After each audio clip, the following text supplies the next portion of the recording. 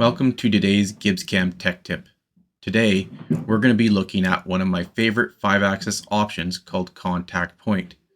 This powerful option can save you time trying to figure out that perfect side tilt angle and give you precise control on where your tool contacts your surface.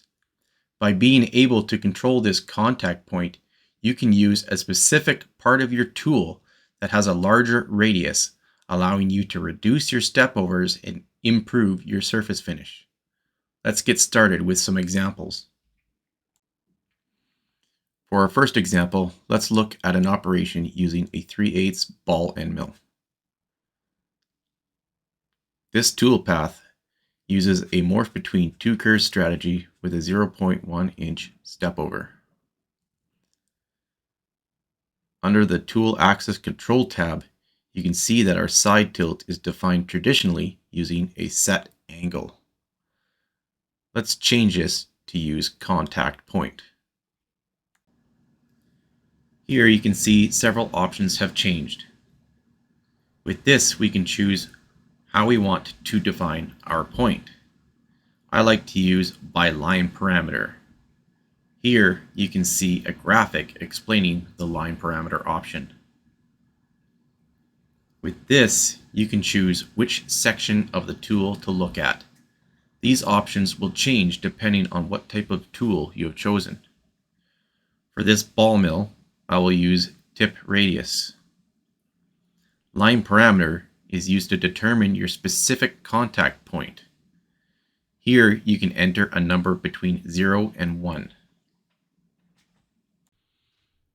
Let's redo this operation and have a look at the tool sim.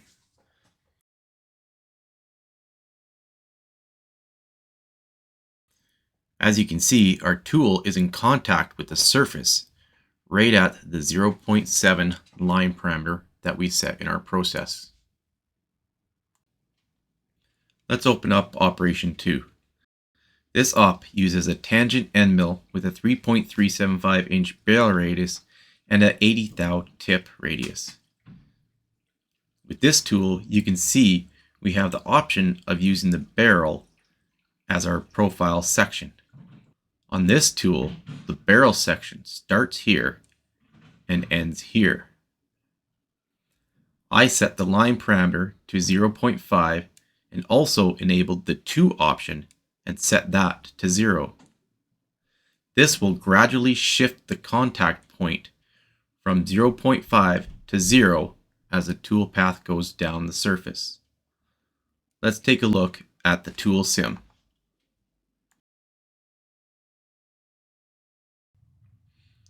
As you can see, at the start of the tool path, our contact point is at the 0.5 line parameter. As we get down towards the bottom, you can see the contact point shift towards 0. For our last example, let's open up operation 3 in tool 4. This tool is called a convex tip, or sometimes referred to as a lens form tool. The tool is 1/2 inch diameter and has a 1 inch radius on the bottom, great for finishing floors. For our profile options, we have the convex tip selected and a line parameter of 0.5. Convex tip refers to the section starting here and ending right here. Let's take a look at the tool sim.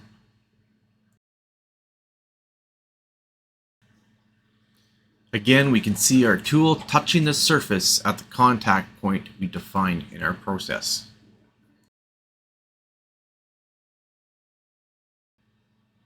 And there we have it.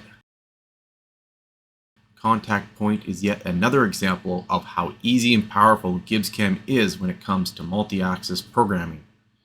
If you would like to know more about the contact point option or 5-axis, please reach out to your local GibbsCAM reseller.